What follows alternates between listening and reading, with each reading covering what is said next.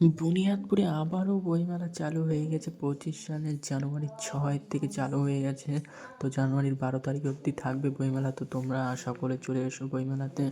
তো এখানে সমস্ত ধরনের বই পেয়ে যাবেন। তো বাচ্চাদের থেকে ছোটদের থেকে সব ধরনের বয়স্কদের থেকে। তো আমি প্রথমে ঢুকলাম, ঢুকে দেখি শ্যামল মিত্র ছোট্ট মিউজিক্যাল বই একটা গানের। তো আরও এখানে অনেক ধরনের বই আছে, বাচ্চাদের এবিসিডি, ফিশ সব ধরনের বই আছে। তো সমস্ত ধরনের বই এখানে পেয়ে যাবেন।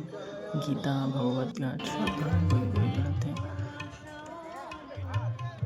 সমস্ত ধরনের বইয়ের লাইব্রেরি এখানে চলে আসছে।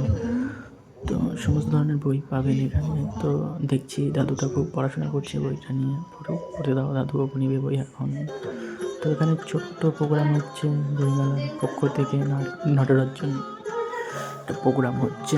প্রোগ্রামটা দেখো।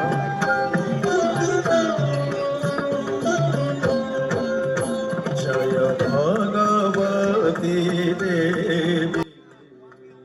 ছোটদের বাটন দ্য গ্রেট সুন্দর সুন্দর বই আছে।